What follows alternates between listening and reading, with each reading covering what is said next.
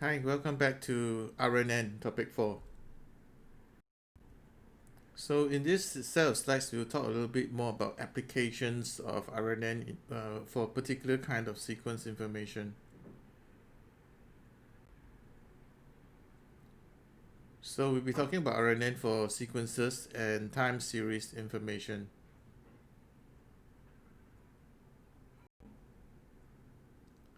Sequences are information that has a time characteristic to it. So we often deal with sets in applied learning, with applied machine learning, such as training or test sets of samples, where it's just a simple vector, but there is no order to it. That means column A, B, C, they can be A, C, B, but we feed it into the algorithm and it doesn't actually make any difference because the order is not actually important in this sets of information. However, for a sequence, it's very different. So in the sequence information, typically it is ordered in terms of time.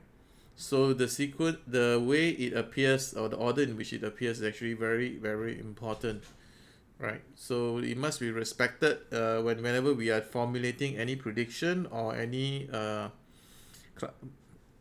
machine learning algorithm that we actually apply to that particular sequence information.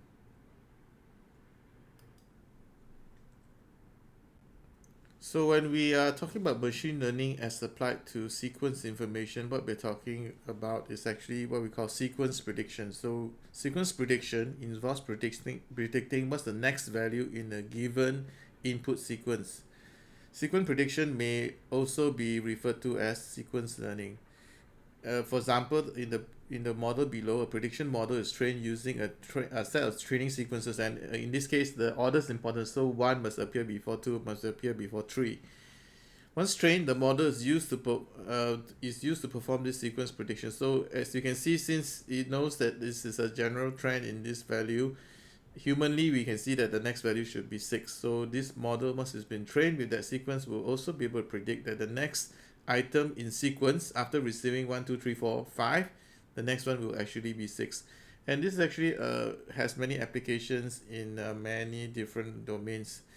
uh, when the next value is actually a value in time, this is often referred to as a forecasting problem as well. So this task of a sequence prediction has numerous applications. For example, we want to predict what's the next page that a person will be viewing. So you want to fetch the page ahead of time so that you can actually be able to display it faster.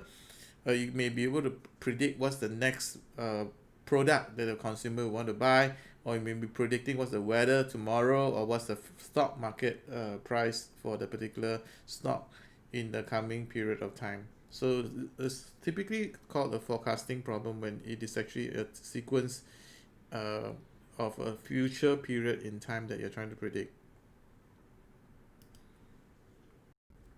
So just to reiterate some examples of sequence prediction problems: weather forecasting when you're trying to predict the weather over a period of time, stock market prediction when you're trying to predict the movement of a stock, and finally product recommendation when you're trying to predict what's the future product or purchasing behavior of a customer. Another kind of prediction is what we call a sequence classification. Now, the sequence classification involves predicting what is actually the overall label given you have received a certain input sequence. So, for example, you may be receiving a sequence of information about the speed and acceleration of a driver during a trip on Grab. And at the end of this sequence of a label, sequence of various parameters, right, you want to actually basically classify whether this trip has been a safe trip or has been a dangerous driving involved. So sequence classification is a bit different from the forecasting because you're trying to give it a category or a label that sort of summarizes this whole sequence of information. So if you look at the RNN example earlier, typically we are not concerned with OT minus 1, OT. We only want to know what is the final OTN, right? That sort of summarizes the overall output, that summarizes the entire sequence that we've been receiving previously. So the objective of sequence classification is to build this summary label, right? To build a classification model using a labeled data set so that the model can be used to predict a corresponding class label for a new sequence that we receive. The input sequences can be basically any information. It could be real values, it could be discrete values. And this kind of sequence classification problem has applications in various domains. We'll see some of them in the next slide. So sequence classification examples of problems that can be used to handle using RNN. Number one, DNA. So if you have a time series of genome sequence, right, genetic sequence in the DNA, you can actually predict whether this particular sequence of information that you receive in terms of ACGT values or the codon values, whether this particular sequence is referring to a gene that is normal, or maybe it is a gene that will indicative or marker for a particular disease or propensity to have a certain disease, right? So you can use this mechanism as the DNA sequence classification.